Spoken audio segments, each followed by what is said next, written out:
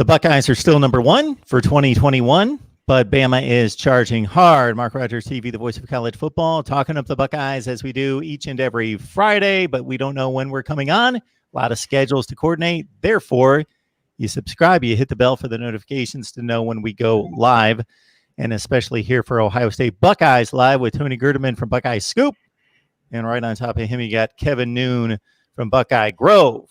Boys, how you doing today? Doing well. Doing great. Good. Ohio State's recruiting efforts doing well as well. It wasn't long after we met last week that Jordan Hancock, the prized player that had originally committed to Clemson, didn't necessarily flip, but just he had decommitted and now is a Buckeye. And I think one good indication that I saw on his Twitter feed was he made some kind of allegiance as being an all-time Buckeye or lifetime Buckeye. And so that verbiage sounds pretty good. Yeah, I mean, then again, we've also seen kids go out and get tattoos, and then only to decommit and end up elsewhere. But I don't expect to see Jordan Hancock going anywhere other than Ohio State at this point. And it is a huge pickup for Ohio State. 6'1", $170, probably $170 plus at this point. Kid with ball skills who can run, likes to play press. He is everything that you want out there. We have him ranked 142 nationally at Rivals, and that's one of the players that I'm gonna send feedback on that I think need to be reevaluated. I think we have him not just a tad too low. I think we have him entirely too low. Pair him up in a defensive back class with Ja'Kalen Johnson, and this Kerry Combs guy is going to have something to work with here in the future. Kevin, you mentioned or Mark, you said lifelong Buckeye. Was it Drew Richmond after he committed to or signed with Ole Miss or whatever, said I'll always be a Buckeye, without ever committing or signing? That wouldn't surprise me with Drew. Drew was one of my favorites to cover. But so yeah, it's you can be a lifelong Buckeye and never actually be a Buckeye for a day apparently, but. I with these two guys, with Ja'Kalen Johnson and Jordan Hancock, I'm not saying it's Sean Wade and Jeff Okudah, but it's a really good pair of corners to have in the same class. When you let Devontae Smith go, you're doing that knowing that you're going to be replacing him with somebody who's also going to be really good. And I viewed Devontae Smith as a really good prospect for the slot corner spot, and I know there's talk about Jordan Hancock doing that as well, so that might be a perfect replacement. But they've got so many good athletes in this secondary class, and probably still searching for maybe Derek Davis, the safety out of Pennsylvania, to fill it out if possible. It's a lot of guys, but when you play three corners, maybe two safeties, maybe a bullet, you're going to be throwing as many guys up against the wall in terms of defensive back prospects and trying to sign as many as you can get in the class, because there's a pretty good chance that you can put them all together and you can put them out there. And when Kerry Combs wants to rotate three corners outside and then still have an inside corner, and sometimes you're moving corners to safety, at least one corner a year will generally move to safety. So when you sign as many as you can, and the ones that don't pan out, they will either they'll eventually just transfer out, and then you can continue to rebuild, reload, or whatever, because it's not like passing is going to go away anytime soon in college football.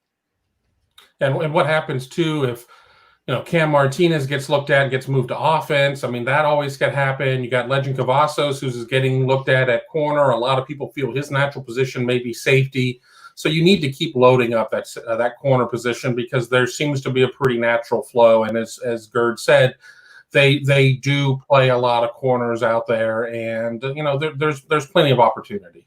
Well, and Ryan Watts is a 6'3" corner, so he's probably a pretty good candidate to eventually move to safety, even because it's just so rare to see those guys. But he looked good in the spring.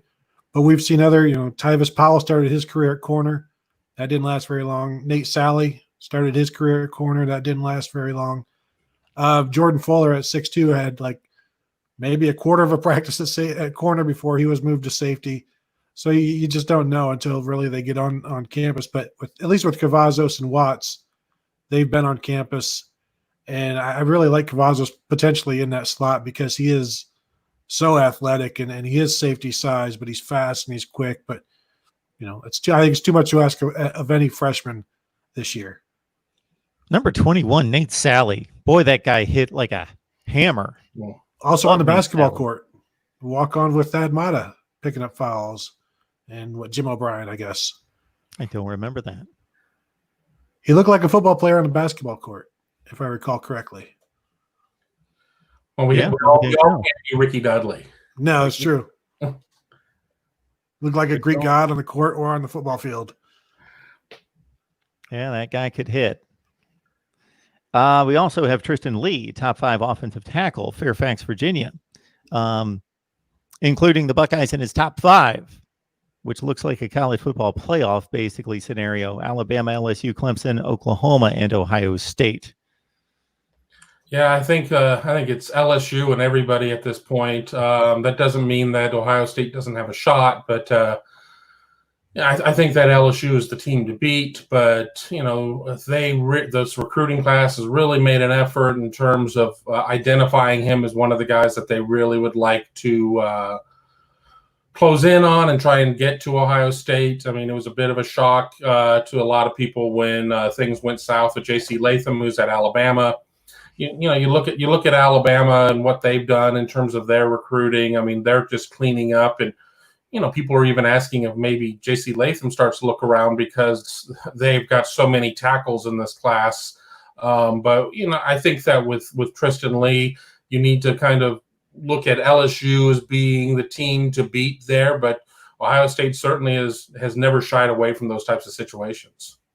There was talk like J.C. Latham, one of the reasons he went to Alabama was because maybe he didn't want to be behind Paris Johnson or whatever.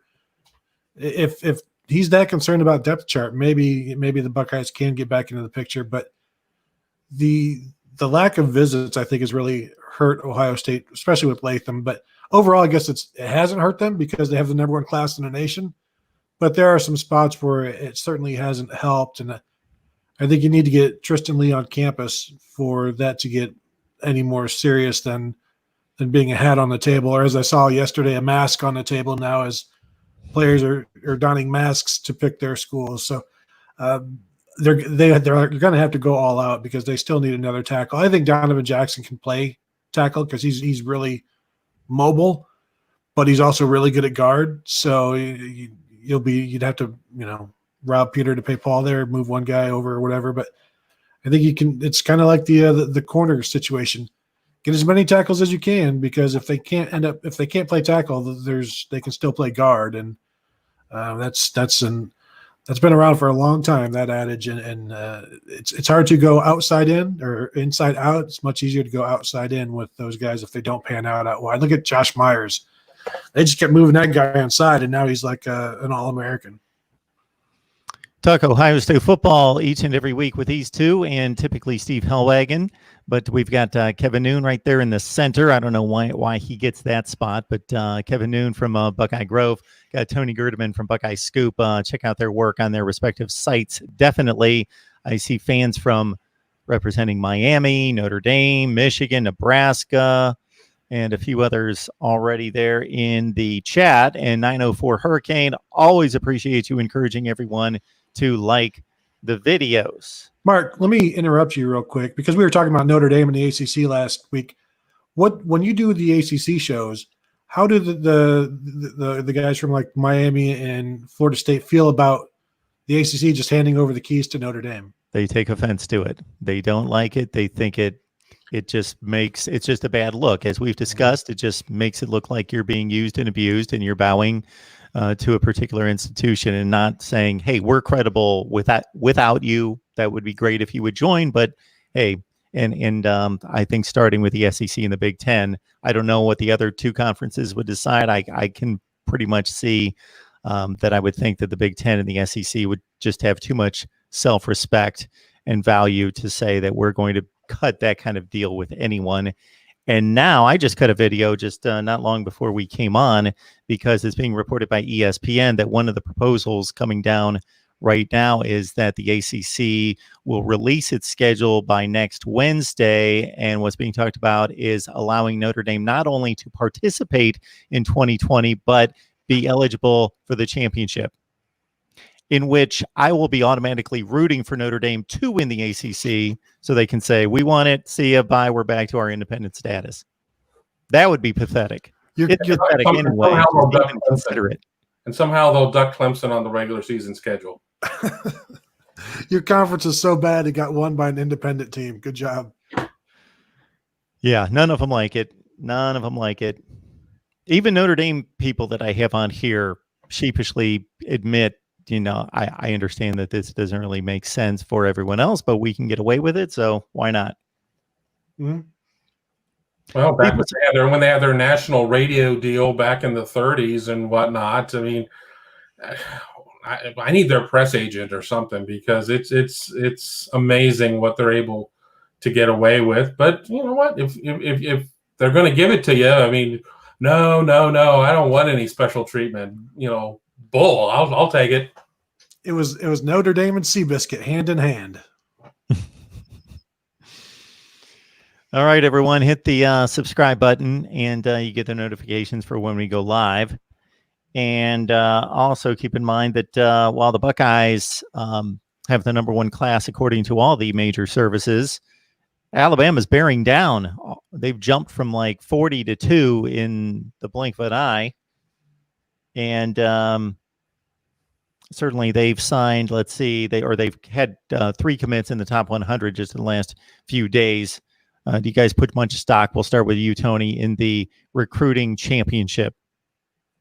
Well, Urban Meyer did. He would say, like, if there's something to be won, why shouldn't we want to win it? Now, does it guarantee anything? No, but no individual recruit guarantees anything. But if you land the best class in the nation year after year, you're going to be in the playoffs. That's because your head coach is going to be too good to screw it up because he's good enough to land all of these guys.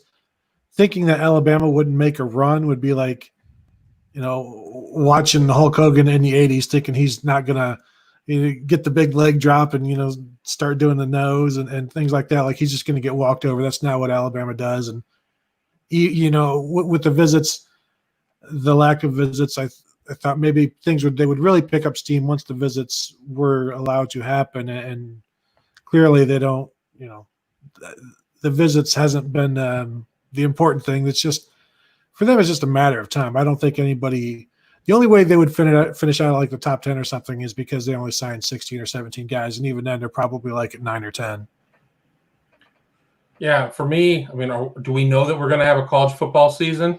No. So nothing is more important than the national championship to me, because that's a known quantity at this point, and that might be all we have to market here for a couple of months. So yeah, it's extremely damn important. At Rivals, Alabama is the #7 team because they're only sitting with 15 kids, and in the Rivals formula, we take into account the top 20.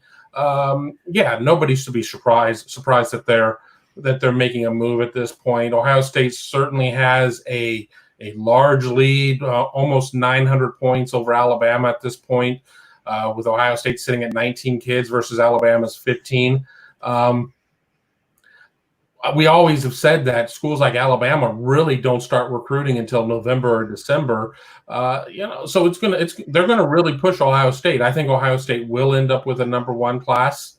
I think they need to do well recruiting the state of Washington, and anybody who follows recruiting knows what I'm talking about there. But this class just has a different feeling to it. Pretty much any kid that's still on Ohio State's board is going to push the Buckeyes over 3,000 points in the Rivals rankings, which generally is good enough to get you a top 2 or 3 class. And by the time it's all said and done, I think Ohio State will put together the highest statistic class in the Rivals.com era, which goes back through 2002. And if there is no season and Alabama does win the recruiting championship, they will count that as a national championship. It'll be on T-shirts. It'll be on. There'll be a ring. I don't know. Can you give the signees a ring right away? Fans will claim it as a national title. Wikipedia will claim it as a national title. So, yeah, Kevin's right. So, Kevin, we've got, of course, Rivals. We've got 247 Sports. We've got ESPN. I believe that those are the 3 that are contributing to the composite. Do we have anybody else out there that matters? Not really. Not that I'm aware. Not that does a national ranking per se. I mean, I know that there are people who do evaluations or whatnot. But I don't think anybody who goes to the effort to go coast to coast. Tom Lemming, wherever he went, he seemed like he was the original out there, you know, back in the 80s. So what is the known distinction between how those various services rate the players?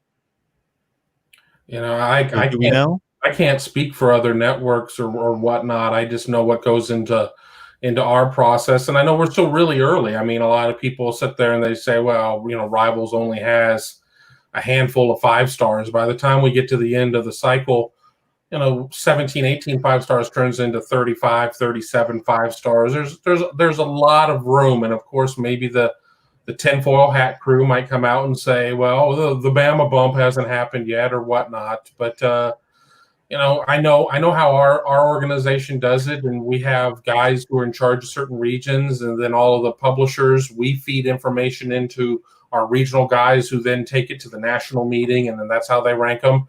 But, you know, beside that, I haven't really studied how anybody else does it. You know, a few years back, I was looking at ESPN's rankings and how they came about, you know, what they did. And because there's the thought that Ohio and the Midwest gets kind of ignored by ESPN. So I was looking into that. And at that point, they had like one guy evaluating Ohio in the Midwest and like 3 or 4 in the Southeast and, you know, 1 or 2 out West. So it's like, you can kind of see that they were stretched a little too thin maybe. And I know ESPN has had some cuts over the years in terms of their staff. So maybe that plays into it some, but you know, everybody, there's so many different ways to skin the cat, as they say. And what I don't, you know, I go back and forth. Like I don't like the kind of like with our AP balloting that we talked about, where is it predictive or are you telling us who is the best? Like I think with 24/7, I think they do like they view them projecting them as like first round picks and like who projects best down the road. I kind of like who is the best high school player in the class. That's maybe what I like best in terms of like who is going to have the most success in college. I'm not really into the NFL thing. Like, I don't need you projecting 4 years down the road, 5 years down the road. Let's just keep it here in the 1, 2, 3 year thing here, because every year you go out further, you get less accurate. So let's kind of just keep it close to home, as close to home as we can, and let's just see like what kind of college impact do you expect that person to have?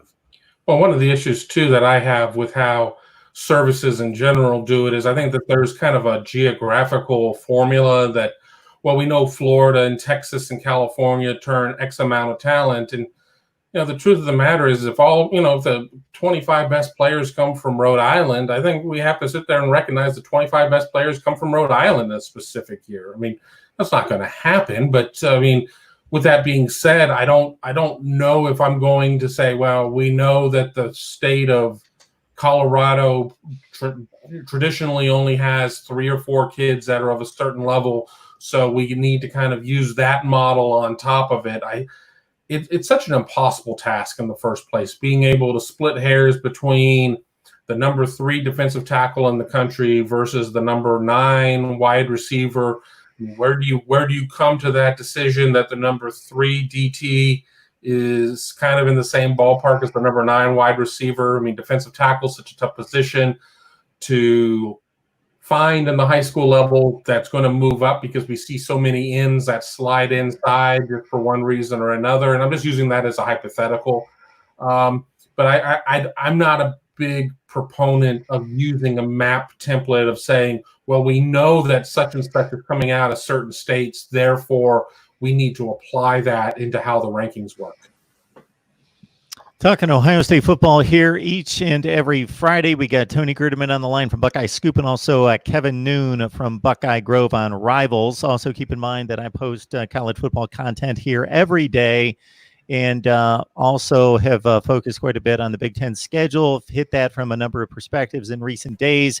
The ACC schedule as well, or proposed schedule, or what's being projected. Also keep in mind that just in the last few days, we did a profile on Jordan Hancock. We also looked at Ohio State's running back situation and what the history has been minus or after a great all-time season in which, of course, J.K. Dobbins turned in and then a look at the quarterback U, as people are concerned, some college football fans, as to who's DBU, who's QBU, and it's so forth and so on, and looking at Ohio State, Oklahoma, and Clemson with a guest there. And also just in the last couple of weeks, getting together with our guy Steve Dace over on Michigan Podcast to produce the 10-minute war between the two of us. So that's been fun for the last few weeks. All right, so we got Summer Access, July 24th. That sounds familiar. So today, our second phase of Summer Access. Today's the day. Have we heard anything, Tony, in regards to whether there have been, because of recent statistics, any kind of adjustments to how the approach is going to be in this next phase? Anything like that coming out? We don't generally get to hear stuff from Ohio State here during this pandemic, and so we did get a release from them yesterday or the day before, saying this was that they were indeed going to go to this next phase of the 20-hour work week. But in terms of changing anything, I know the NCAA has had their suggestions about have the same 5, 6, 7 guys practice against the same 5, 6, 7 guys in pods, but I don't know that Ohio State has given us any kind of information like that. It would make sense. Now, I don't think it would be wise to have all 4 of your quarterbacks in the same room during meeting times, which they can meet up to 6 hours per week right now. They can work out. They do strength and conditioning 8 hours per week, meetings 6 hours per week, and up to 6 hours of walkthroughs, which have now included the football. But I don't know that they're doing anything. Kevin, you may know, it's not like we're being kept in the dark from Ohio State, but we're also not being given much light.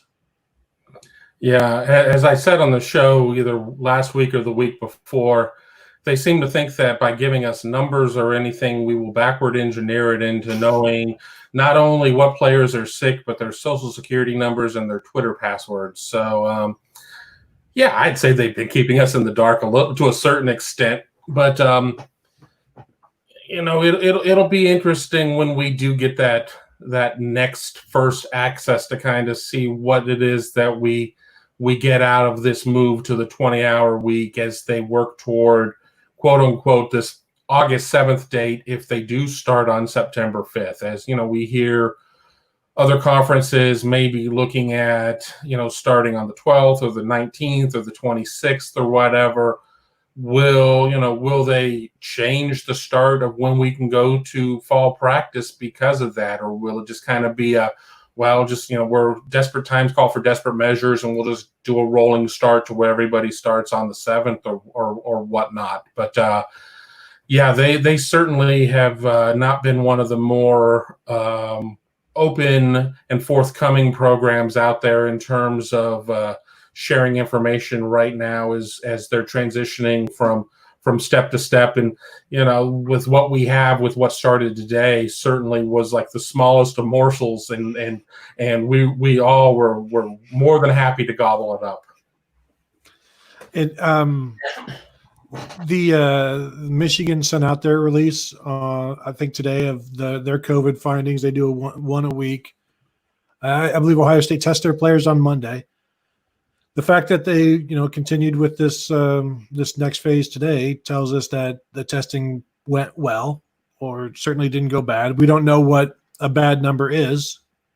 We don't know, is it 8? Is it 10? Is it 12? Is it 1? Is it 3? We don't know. It's so, and we may never know if Ohio State has anything to say about it. But at least we're getting to this point.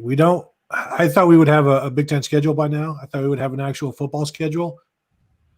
So I know Gene Smith had talked about possibly playing week 0. I don't see that happening now, because you're going to have this 20-hour work week would have had to start last week for some teams, and I don't believe that it did. Or you're only going to get 1 week of this 20-hour work week to get your 4 weeks of camp started. When you talk about going to September 12th or the 19th, I don't know why that.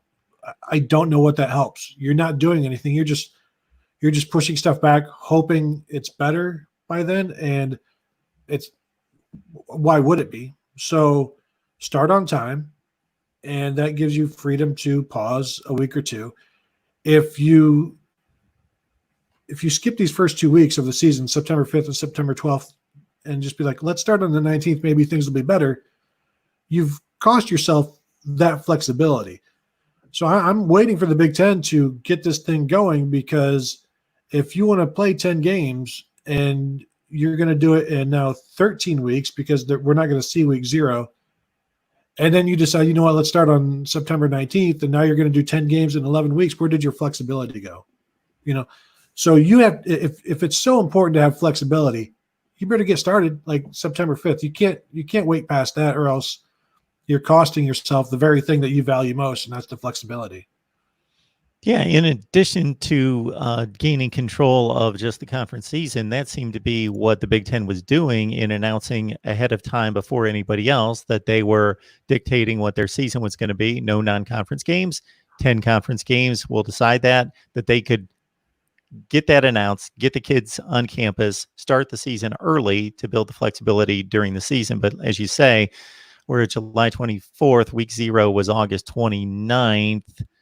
So typically everybody else starts a week after that. Therefore, everybody goes to camp on August 1st. So we're sitting exactly a week prior to. So if everybody else in the Big Ten is on campus as the Buckeyes are today, we're still okay for a week 0, correct? If I'm doing the math. They would have to. They conceivably they could, but they wouldn't get the 2 weeks of this 20-hour spring practice thing. And is this the most important thing? No, but it's still something. Can you get a week done? Is a week better than nothing? Yes. 2 weeks better than 1 week? Yes. I don't see them skipping a week to start week 0 now. Got Nate the Great Don't Be Late, Michigan fan, Michigan and Nebraska fan. Nate calls on a regular basis, and I've had him try to reason that one out a few times. Michigan and Nebraska fan. That's his dream Big Ten championship game, of course. But he's citing a lot of facts here. I don't know a whole lot of context is involved here, but facts. Michigan 11 national championships and Ohio State with 8. Our MSU #1 fan has predicted another Michigan State win, and actually joined by somebody else in the chat who has predicted a Michigan State win against the Buckeyes this year in 2020, looking for 2,000 likes with 45 on the line. I love your math. I hope it works out for us. I know we will get, obviously, the likes on the record, and we typically get 2,000 to 3,000 views. So, yes, MSU #1 fan, that would be phenomenal. That would be phenomenal. Going to remind everyone to leave your comments. Of course, you already are, but also your questions and debate topics for Kevin, Tony, and myself. Not coming up with too much here in the chat.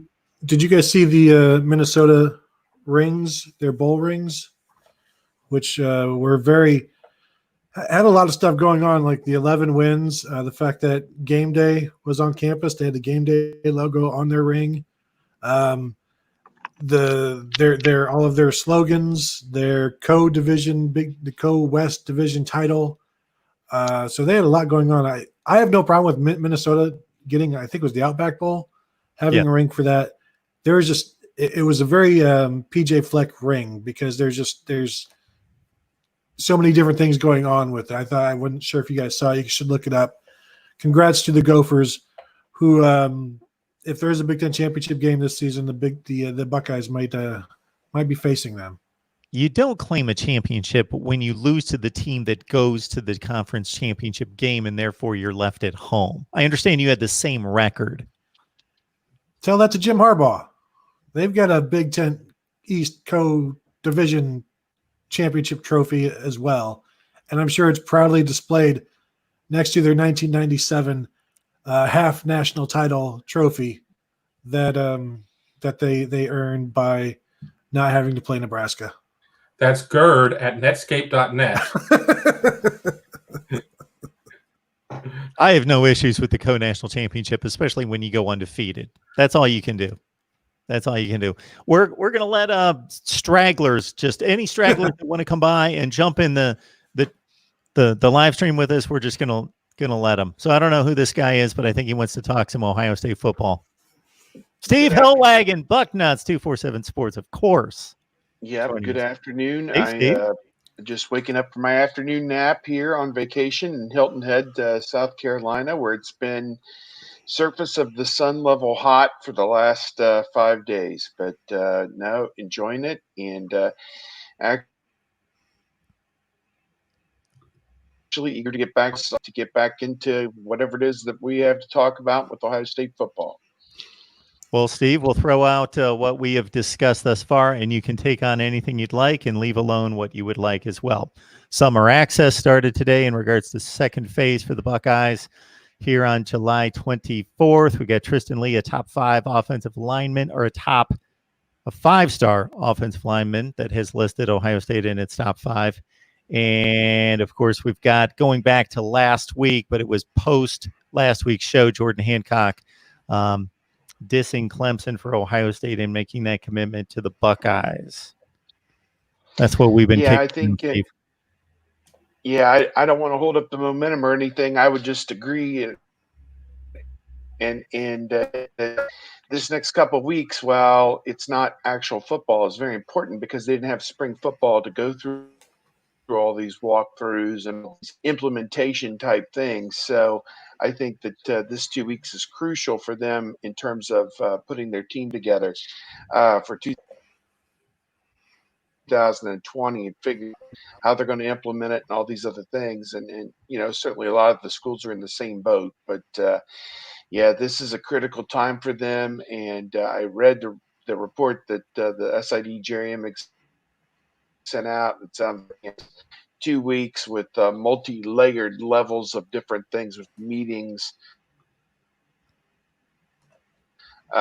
strength and conditioning, and essentially walkthroughs with the coaches in terms of what they want to get done on the field. So I think it's a critical time. Again, we're shut out from knowing from the coaches or the players how this is actually going. I presume no news is good news. We're just kind of waiting like everybody else to find out where this team's at heading into the start of the season. These walkthroughs, because literally the words are walkthroughs. I'm reminded of like in the second grade, we had so many people at our school and such a small playground, we weren't allowed to run. And if you'd run, you'd get yelled at and you'd get sent inside by the teacher. So I wonder, like, how do you, who's monitoring all of these practices? Like, hey, stop running. Like, the football is involved.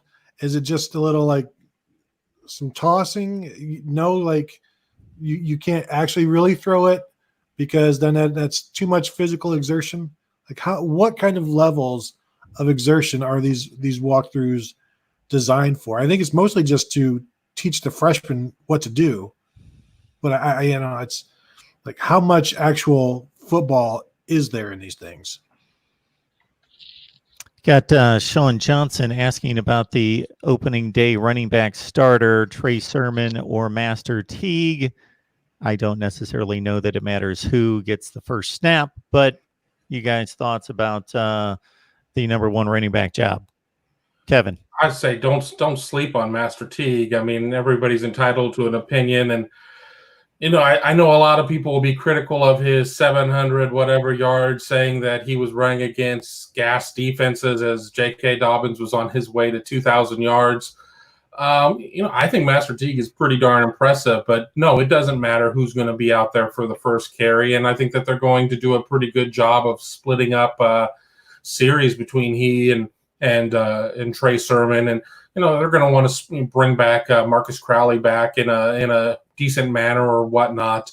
I think they will eventually get to the point of where they're riding a hot hand, but let's remember is they're going right into league play. There's no filler. There are no BG or Buffalo games here.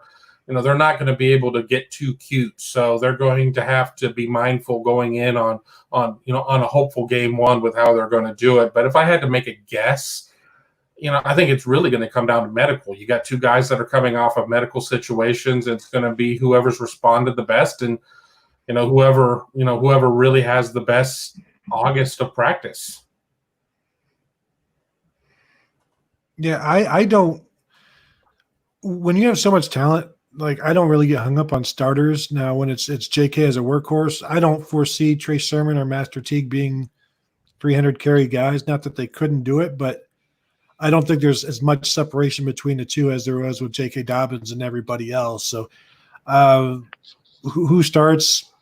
You know, I don't have a pick on that one yet because we haven't seen what Trey Sermon can do at Ohio State, and until I see him do something in Ohio State, I'm still going to have this thing in my mind where Oklahoma didn't want him anymore.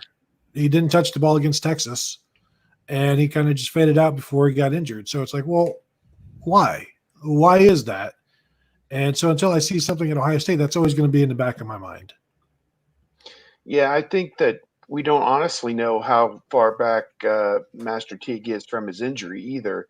And honestly, I think that at this point it's all just shadow dancing. I think it's just off-season talk and assumptions because, he played at this level and the other guy's low ever. And it's like, you have to take that and throw it all out the window because it's 2020 and he may not be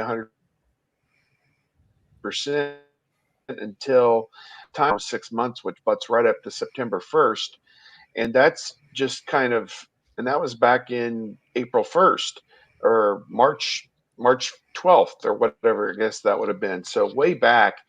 And I don't think it's possible to know, or assume that somebody is 100%, even though he's posting positive messages on Twitter and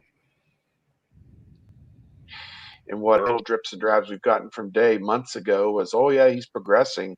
I don't think you can honestly say he's going to be there on the first game if it's September the 5th, which we had a report on our site was told that it was going to be September the 5th. Now, they weren't scheduled to play a Big Ten team that day.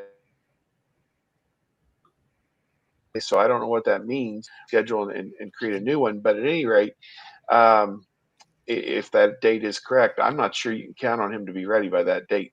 I mean, I'll believe it when I see it. It's kind of my feeling. Well, he's also not the most jittery guy in terms of the cutting and all of that. So you wonder, even if he is 100%, where is he in terms of the playing speed and that sort of thing, and trusting his Achilles tendon and being able to make cuts? Because I mean, really, that wasn't one of the big things that he did last year. As a one cut and go guy last year, and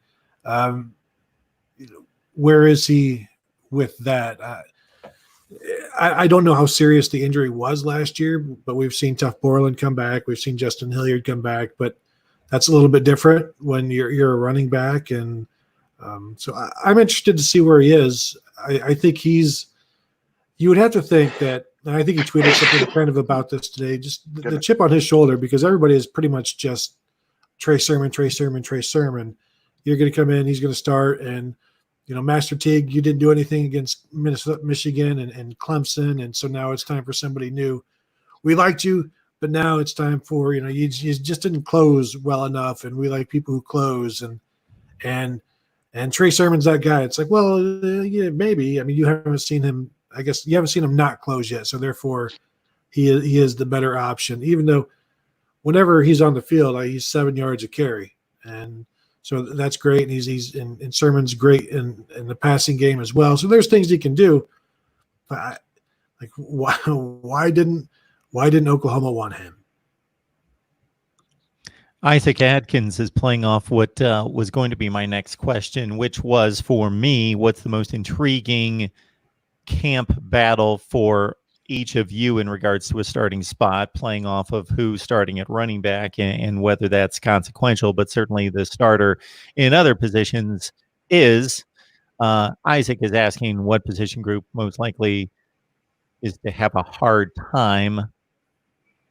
I interpret that as being, the most likely to struggle or be the weak link. Kevin, we'll start with you. So weak link, and my question is, what is catching your eye? What do you want to see the outcome of in regards to a August battle for a starting spot?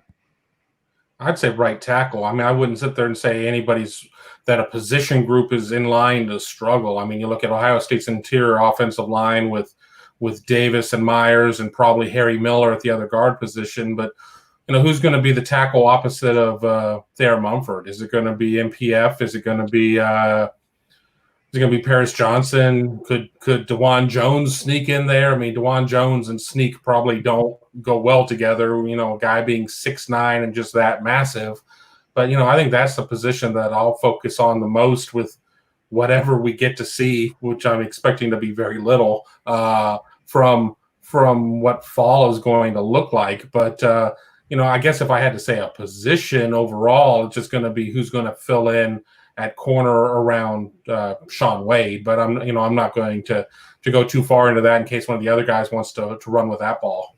Let me jump in real quick just to address this question so I can advance the live chat. So Anthony Mazzano is perplexed about the 1991 Miami and Florida State season and finds it that you three should be commenting on that. So Anthony, I want to clarify something for you. I believe you're talking about the year 2000. You said 1991. That was the year in which Miami beat Florida State head-to-head. Florida State had the BCS formula work in their favor and played in the national championship game. That's all I can tell you. It was a BCS formula move. I don't necessarily know that that's a relevant topic here 19 years later to an Ohio State show. Wasn't the situation with Miami that they beat Florida State, and then didn't they have a bad loss at midseason? But then they came back under who was the coach, Butch Davis, No, and won I'm sorry, Steve. They actually had a good loss. They lost to Washington by a score on the road in Seattle, and that's the Washington team that beat Drew Brees in the Rose Bowl. 2000, finished third or fourth in the country. So they had a good loss, but it was just that one of those formula deals that spit out the team that lost the important games or the head-to-head games, and that happened a few times. Yeah. What did Miami, didn't they come back and win like their last 7 games and beat Florida in a bowl game, I think? Sugar Bowl. Yes. Yeah, that's because I remember that was the beginning of their huge run through the 2002 loss to Ohio State. They won 34 straight games, and the tail end of the 2000 season is when they kind of got it rolling. And maybe he's got a point that it should have been them playing for the championship. What was it? Is that the year Oklahoma beat Florida State like 13-2? Correct. In the national in one of the worst played games ever seen, I guess. But I don't know. There were, I think, with the whole BCS thing, and even when they tried to give the human element like a half or 2/3 of the voting in that, there were still issues because they were hard to explain, some different things that happened. So like the first year with Ohio State, obviously losing to Michigan State was akin to losing to Purdue and Iowa here for these more recent Ohio State teams. But I don't know, just they still, if you put an eyeball test on that team compared with some of the other ones that were being mentioned, like UCLA and the two that played, Tennessee and Florida State, I don't think there was much comparison between those teams, but Ohio State got left out. So, well, that Florida State team, whatever. Steve, lost as Ohio State did to a 6-5 team. NC They lost State, to Florida State or North Carolina State, and they lost by 17 points. And they played in the vaunted ACC. Yeah, what can you do? I mean, as I say, the system, I don't think, and of course that led them to change the system as it went on, and people didn't feel the right teams were being represented. And the committee has had its ups and downs a little bit. The decision 2 or 3 years ago to put a two-loss Georgia team, even though it didn't matter at 5th and 6th or whatever, however that shook out, that made no sense either. It didn't hold any bit of water. But just, I don't know. It's hard to explain, and I don't know that there is a perfect system until we get to an 18 playoff. This year. Let's do it this year. Yeah, to recoup all that lost revenue. Mark, you're the ESPN guy. You could tell us what would 4 quarterfinal playoff games. What would your people pay for that? Because I'm sure the Kevin Warrens and ever are ready to cash those checks. Yeah, I don't think they'll have me in that conference room. I'm just maybe one rung away from that discussion, or 1,000, Okay. something like that. David Knight is asking us, can the panel pick a final 2 teams for the college football playoff? I don't know what that really means. I don't know if you're picking I the think 4 seeds or. I think what he's trying to pick a final 2 teams. Well, they don't have to pick a. I mean, the format's a 14 playoff right now, and I'm not sure what David's driving at. I think there are going to be a lot of arguments and discussions, to which I've said continually, just keep your mouth shut and go with the flow, because it's going to be apples to oranges comparisons. These ACC and SEC must be talking about an 11-game season, or ACC may be talking about 11-game season, which is 10 conference plus an add 1 for a Notre Dame, or, well, not Notre Dame, but for a crossover with South Carolina or Georgia, or whoever, Florida State, whatever it may be. It's going to be apples to oranges any way you do it. And I think that let's just mainly revert back to the eyeball test and who we think are the best 4 teams way to do it. I'm wondering if the SEC is waiting to see how many games the Big Ten is scheduling, and then they'll schedule one more. Yeah, but it'll be against Citadel. That count as 2 games. Well, they've already got it through that FCS games are going to count toward bowl eligibility and everything else. So look for the Mississippi schools to be playing series against. I don't know. I don't even want to pick on FCS schools at this point. Well, you can be bowl eligible, but there won't be any bowls. So, I mean, do you get a ring for that? Well, could have gone to a bowl. Kiffin and Leach probably will both push for rings. Scott Frost wouldn't mind one of those. We would have gone to a bowl rings at this point. He's 0 for 2. Jeez.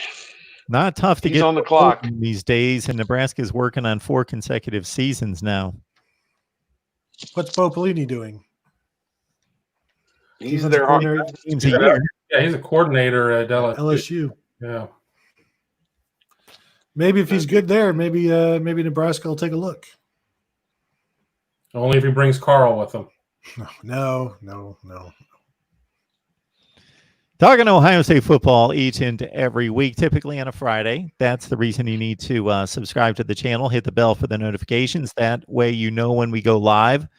That's with Ohio State, it's Miami, it's Florida State, those 3 for sure, but we certainly tack on a number of call-in shows and other live streams throughout each week. We got Steve Hellwagon from 247 Sports, Bucknuts, Kevin Noon from Buckeye Grove on Rivals, and of course, Tony Gerdeman, hand-raised from Buckeye Scoop. How are things going there at Buckeye Scoop? Pretty good. Thanks for asking. Doing well. Absolutely. Check out their work. They do an awesome job. So you get just a taste, just a slice right here, but dive into Ohio State football talk on a regular basis with those 3. Any other interesting topics before we go? Anything come to mind? I sure hope we have a schedule to talk about next week, Mark, because if we don't, or Big Ten Media Days, that has to be announced here shortly. Did I ask you 3 how you would do it? If it was in your hands, and I'll give you the parameters of 10 games since that's been decided. Kevin, how would you do it? I know some people want to move those meaningful games, those divisional games to the front of the schedule. I understand that we may not be able to complete what we start, but I just have a hard time thinking about Ohio State, Michigan being in September. I've heard people talk about you playing your biggest rival twice, early and at the end of the season. I don't know about that. I think you sit there, and if you're doing a situation of where you're doing 6 from your division and 4 from outside, you do something along the lines of 2-6-2. I mean, you do 2 from outside, and then you run through your 6, and then maybe you do 2 on the back end. That way, you're still maybe getting to play your major foes in November, but you're also having a chance to pad yourself out with games that, if they fall off the schedule for one reason or another, may not be as critical. I like that idea. That makes some sense. And I just think that for simplicity's sake and for maintaining the continuity of the schedule, I think that you have to try and keep the 9 games that were scheduled, not necessarily the dates, but the 9 opponents and the homes and the aways, and then just add one of what you're deficient of, either, which in Ohio State's case, I believe, is a road game against a Western opponent, which would be Purdue, Northwestern, Minnesota, or Wisconsin. Does that sound right? Mm-hmm. Yeah, one of those 4. So that could get kind of dicey if it's Minnesota or Wisconsin, because those teams are going to be pretty good. Not so much if it's Purdue or Northwestern, but they'd certainly have Ohio State's attention if they played Purdue, based on what happened there a few years ago. But beside that, yeah, I think, as I said, we had information that Ohio State's reschedule was going to begin on September 5 against somebody. And, that conjures up a lot of ideas that they have scrapped all the dates or for the games that were scheduled. So I think I like the idea of spreading them out from September the 5th till the end of November, with some open dates in there in case people, would contract the virus or whatever, or, give you flexibility to move a game or whatever it may be. I think that's the pertinent idea. And again, as I've kind of alluded to, time and observing the regular season and the television money as much as you can for budgeting purposes. That's the whole thing, and really to kind of bridge what we've known about college football up until coronavirus hit to the post-coronavirus, which we hope exists after this is over. So, this is just kind of, in my mind, a bridge season to get through this tribulation that they're going through right now, and just hopefully we have a great college football product on the other side of this. Yeah, I don't know that. Like, what would I do? Play game 1, and then next week play game 2. Like, in terms of scheduling, sure, Kevin's scheduling works fine. Like, this thing is so, we don't know what's going to happen. Yeah. So, like, I don't know that it's not better to have 4 division games right up front, or I don't know that it's better to have all of the division games in the back end.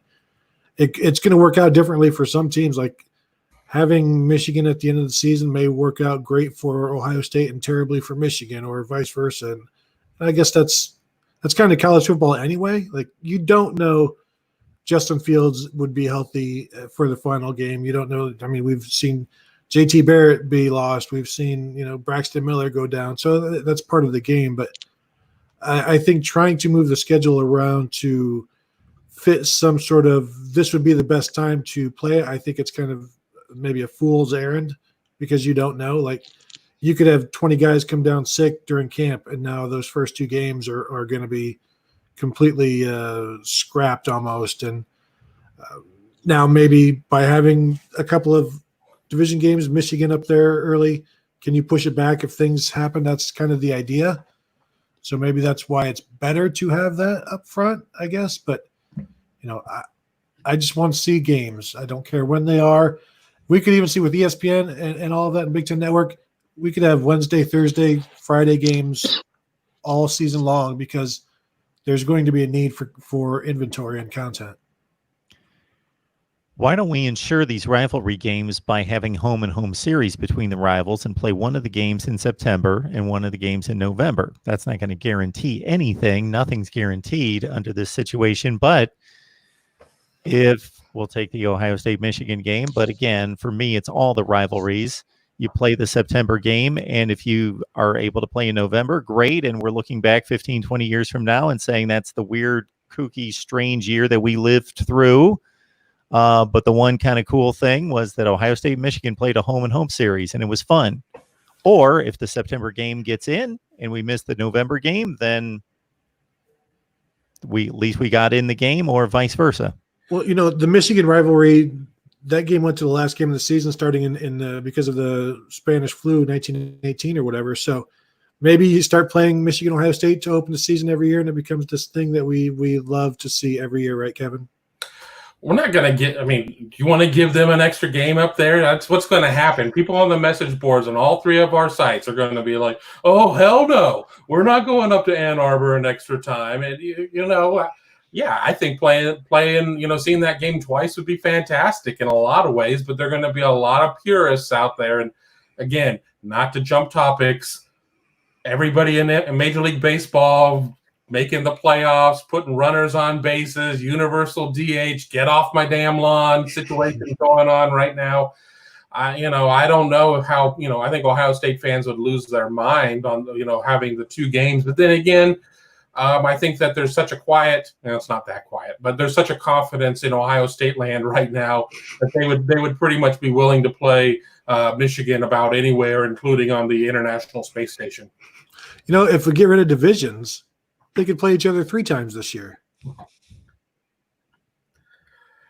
That is true. Ohio State goes undefeated, and Michigan goes into the Big Ten championship, winning some kind of crazy tiebreaker with 2 losses. 2 losses against we know who.